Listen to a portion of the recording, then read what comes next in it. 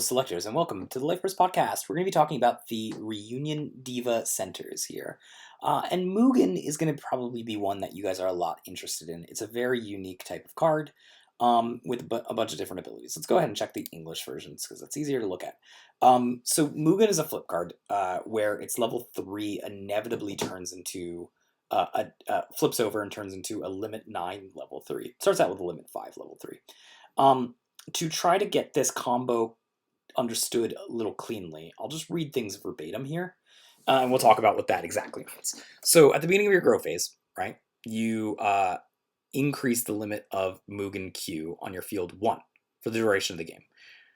This is going to happen after you grow it, so this is going to start on turn 4 and then turn 5. Then if the limit of this L-Rig is 9 or more, you shuffle all the cards in your hand, enter zone, in your trash, into the deck, and all the cards into your L-Rig deck. You put that into your, you remove it from the game, and then you basically just have this Mugen Q, or Mugen A, for the rest of the game. After that, you get a really, really strong ability of when it basically transforms into this, you enter charge 5 and you draw 5 cards. Then you get the ability for the rest of the game, where once per turn, you can pay an enter of any color, and remove target signy from the opponent's field from the game, which is quite good. So let's break this down, because Mugen Q and A basically tell you how to build the deck. I think there's one very exact right way to build Mugen Q and A, and every other way that you try to build it is some kind of parody of this way. What I'm saying is it's not quite obvious for Mugen Q, but it's basically saying you want to flip this as soon as possible, right? That's when you get access to its most powerful effects. The earliest you can do that is turn 5. If you, let's say, grow your assist L-Rig on turn 2, you get a +1, and then you grow your other assist L-Rig on turn 4, you get another +1. Starting on your turn 5, that will put your limit at 9, and this will flip, which means that the earliest that you can get this to flip is 9, or is turn 5. So we know now we're going to flip this on turn 5. With that in mind, we need to make sure that we basically have no cards in hand. We've used up all of our cards in hand for resources, and we've used up all of the cards in our enter as resources prior to this. And as a bonus, it would be nice if we used up all of our L-Rig as well, so we've exceeded prior to this. That's something we'd probably look to do. Okay, with that in mind, cool. We understand what we need to do. We need to basically use all of our resources possible prior to the flip on turn 5. After that, we want to stick around in this game long enough that the ability of constantly removing one signy on the opponent's field from the game, so they don't get the enter off of it, adds up.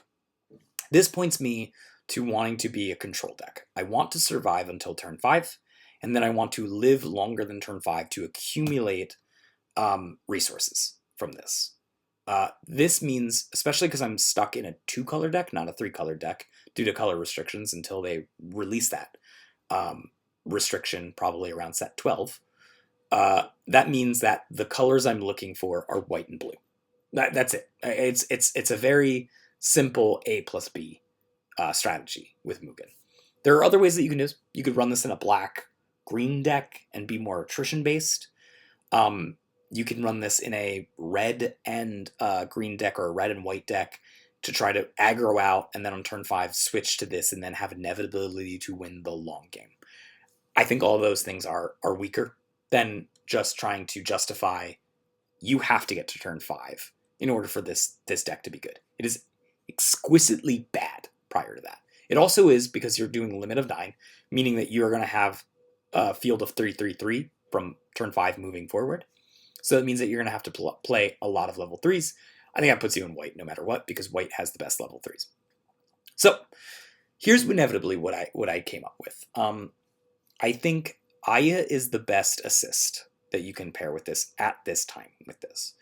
Aya gives the ability to enter starve the opponent a little bit, while also having a cheap grow cost of 2, that if the opponent is attacking for 5 or 4 damage, which is likely in aggro decks, because you can get things that make the Elrig attack twice and they open up the lanes, this turns into basically prevents 2.5 damage for 2 enter, which is exquisite. It's great.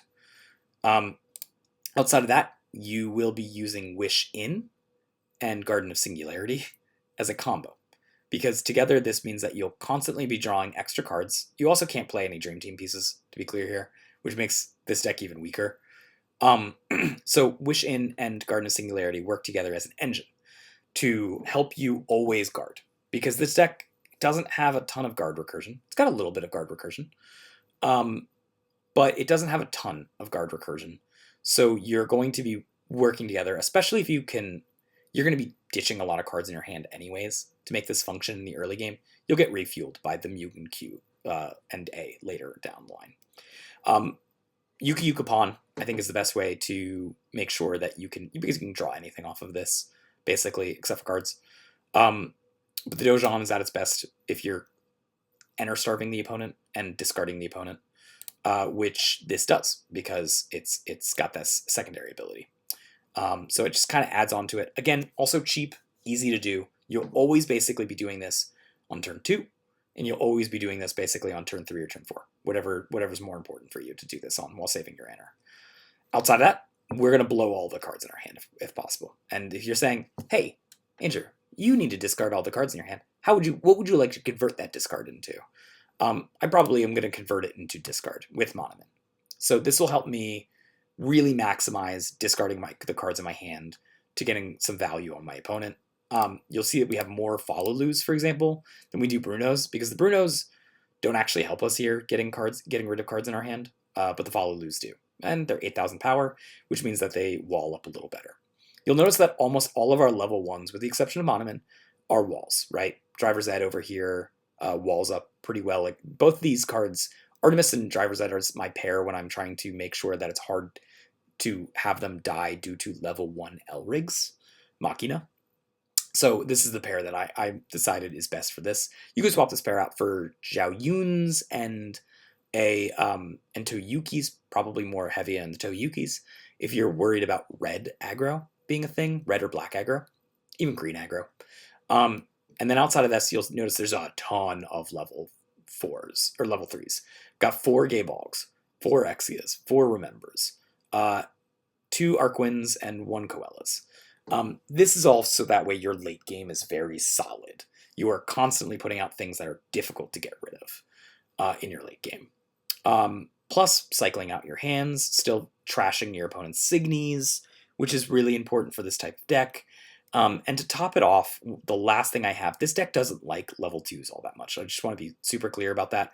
Outside of these 4 and these 2, like it's really not trying to have very many level 2s, because when you have a field that you want to either be 3-3-1 in or 3-3-3 in, level 2s are worse. But Jack Frost is at its best on that turn 2, turn 3 that you need level 2s for your field. Because it can exceed, right? Exceeding and freezing your opponent's Signy is pretty nice. There was a world where I was trying to run, instead of Garden of Singularity, I was trying to run Burning Curiosity for the Exceed 4 specifically.